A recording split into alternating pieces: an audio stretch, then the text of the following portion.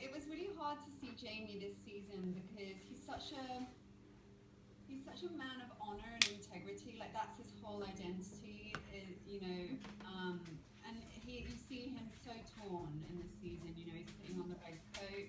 He loses his beloved Myrta, and is unable to protect Claire. And you have to have all this emotion that is bubbling beneath the surface. How did you get in that headspace of all that contained rage and pain and everything that he goes through? Yeah, I mean, I think the Myrta storyline, excuse me, was, it's not a part of Diana Gabaldon's books, but I think for me and for Jamie, it's like one of the strongest storylines we've had for him for a while, because this dichotomy he's in, he is a man of honor. He's, Myrta's of his blood, and I think, Jamie's losing a part of himself. He's losing a part of his connection to Scotland, his father figure, his confidant, someone that's been there from the beginning. And I know we've all loved working not only with Duncan McQuarrie, who just is, one of the greats of great characters of Outlander, but his character as well, was a really fortuitous kind of storyline. I think also brought the regulator story, it kind of brought it home to the viewer as well. It really put sort of face to the two sides and the dichotomy that Jamie was in. And then, of course, at the end, sort of seeing Red Jamie kind of, just doing everything, going to battle for Claire, I think was again just another great storyline. And I think that's what the great thing about Outlander is, that we have these huge emotional arcs, we have huge stories, and each season it seems to get more complicated and more involved, but it's great. It's a gift to us from the writers and from Diana. I do wonder, you guys have played these roles for 6 years or so now. Do you find yourselves talking in their rhythms and kind of feeling like you're in the role when you're not in the role? Are you kind of attached and bonded to these roles? Definitely attached, but no, I don't run around saying Jesus ate through his spell Christ. You should. I think maybe you should. I should try and do that in my real life. No, I think we've definitely become so protective and so ingrained in these characters that they feel very organic to us at this point. But well, I'm sure everyone else will disagree, but I don't think I'm quite as hot-headed and big-mouthed as Claire. It's interesting, but actually, I think I'm probably the same, and we've become very attached. And I think even right now, with everything that's going on in the world, I think we're realizing, more and more how much we love our job, how much we love our family on Outlander. And I wonder what the writers, if they now think of the characters with a certain voices or the way myself and Katrina do it. I think a lot of them do now. I see that they start to write the sort of the mannerisms that we have. In the season one,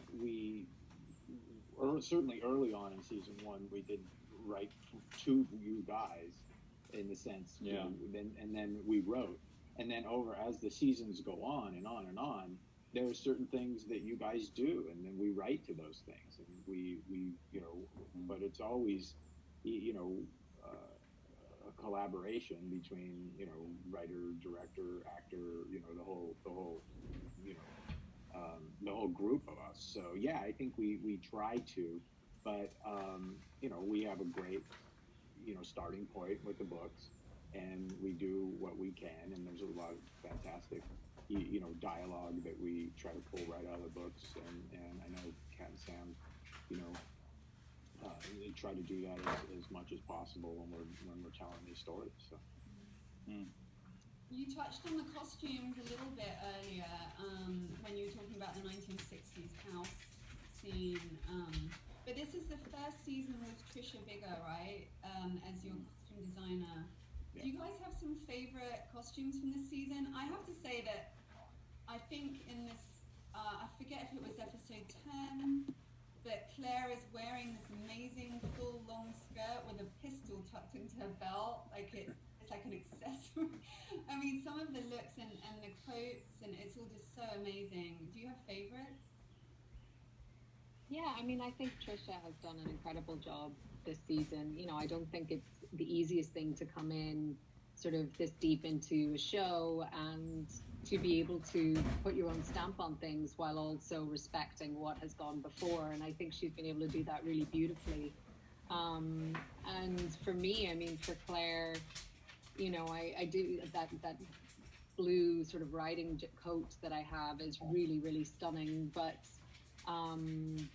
equally, there's one that's kind of like a green suit that almost has this nautical kind of feel to it, which I thought was really beautiful. But you know, working with her, especially for F12, was really fantastic because we talked a lot about the emotion and you know, picking that color and how we sort of found that silhouette, because we wanted it to be something quite simple but striking and have that, you know, red, the color of danger, red, the color of alert, and all of those things. And it was just, you know, it's great having her here and being able to sort of collaborate in those ways. What about you, Sam? You had some awesome. Yeah, I mean, some awesome costumes this season, and you know, we see the return of the kilt, which I think is something that we all, you know, were wanting to see, and it was just about finding the right place for that. But and actually, the red coat for me, you know, was a big one. Again, going back to that storyline, and it had so much symbolism behind it, and everything that Jamie's fought against. But I agreed, yeah, Trisha, she was great at collaborating. She really was, and probably the most sort of striking piece for me is the coat you see in the last, almost the last scenes there, when Jamie goes back to Brownsville. He has this long leather jacket, and it's pretty awesome. I kind of want to steal it for my real life. But, yeah, well, now you ruined it, because when it goes missing, we'll know where to find it. When it goes missing, you know, yeah. You see me out wearing that. But she's been fantastic to collaborate with, and very, very, very easy to work with, and just I think she's done a great job. So I have another audience member question from Jan. Since season 1 in 2014, what do you feel you've learned as actors? Yeah, absolutely. I was going to say everything. Everything and nothing.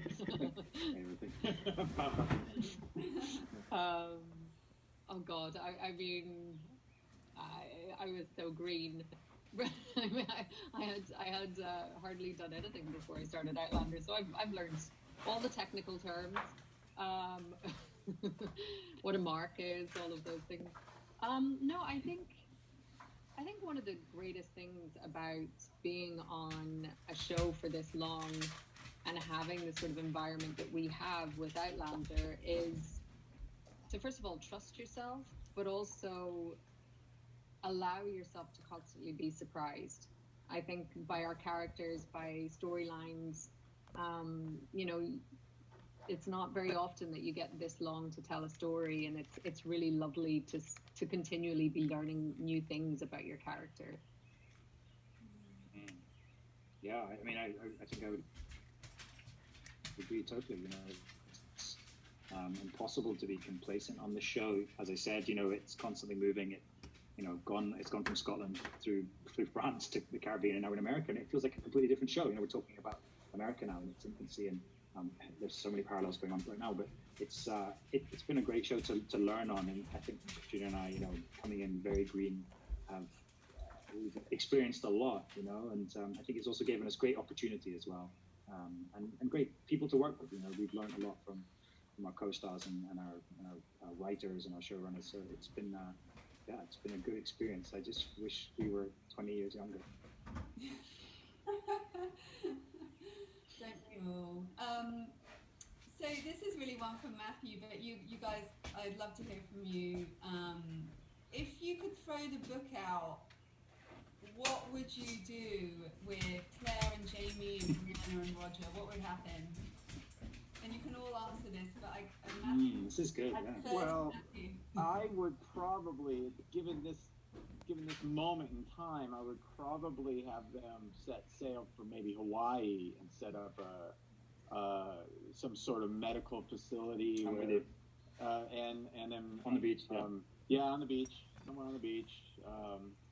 Jamie invents surfing, maybe. Yeah. Claire maybe goes Roger into and medicinal Bree, cocktails. Yes, wonderful. Bree open up a little palapa cabana thing, something like.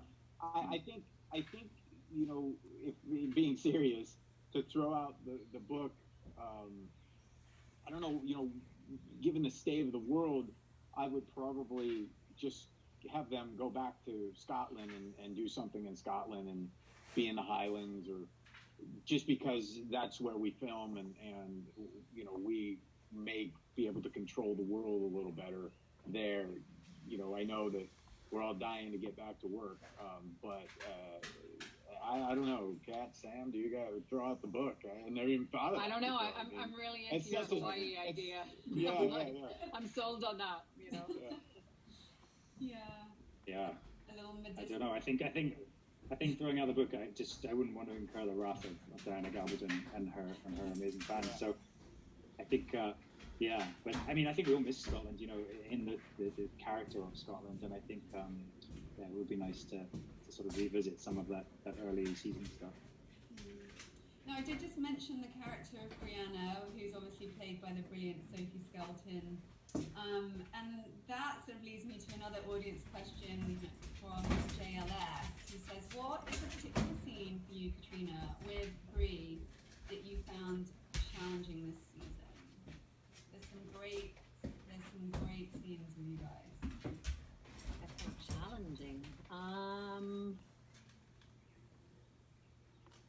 not sure. I mean, I always love when Sophie and I get to work together. She's so amazing, and we always have such a good time. I think I just love when they get to be really supportive, and I think you see this with coming from where their relationship started in season 2, when there was such a gulf between them, to now when Brianna's really struggling with Roger, that Claire is there to be able to, give her advice and be the mother that she always wished she could be. But then on the flip of that, you see Brianna be very much this kind of sage fountain of advice for Claire very often. So I don't know. I mean, I'm not sure if they're challenging. They've just been really enjoyable. Yeah. I thought you were going to mention the peanut butter jelly sandwich scene and how you just which also both was not demolished them all. challenging because we enjoyed eating them so much. Just ate them all. I love it. It's so funny. So I also know that you guys were both producers this season. How has that added to your experience on the show, taking on that?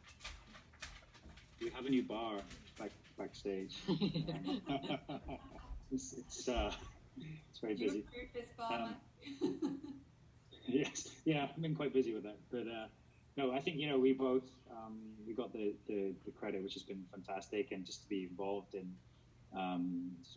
the production meetings and been consulting with Matt and the other writers, and just to have more of an input. I think we've learned a lot from seeing how much prep goes on, some of the specifics as well. It really is quite a jigsaw piece and such a huge show. So it's been really important for us to see part of that, and also I think probably Ep 12 was where you see the most of our influence, because we were really back and forth with Matt and Tony and Jamie, and it was tough material, but I think really rewarding for all of us.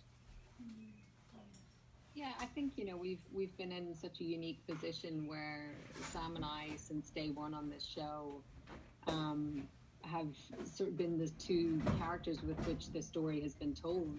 And it, as season 3, season 4 started, we started to open up that world a lot more and give sort of other characters these storylines, which I think has benefited our show so much. And it's also given Sam and I the opportunity to maybe take on more responsibility. And for me, I think, I always want to be growing no matter where I am, and I don't want to sort of stay static. And so this just seemed like such an amazing opportunity to keep learning and see where we can be of benefit to the show. And hopefully, Matt, we have been and not pains in the asses, but you know, I do think we have our writers' room in LA, and we have quite a lot of new writers and producers, you know, over the seasons. And the fact that we've kind of been this constant, as Matt has and Meryl since day one, I think that's really been of a benefit to kind of keep the core of our show and the sort of essence of our show sort of always at the forefront. Well, I just want to say thank you all so much for being here. I can't wait to see what you do next. I hope this show just goes on forever. It never gets old. So just keep at it. And thank you so much for everything today. It's been really enjoyable. Thank you. Thanks. Thank you We'll so be much, back. Antonia. Thank you. Bye. Bye.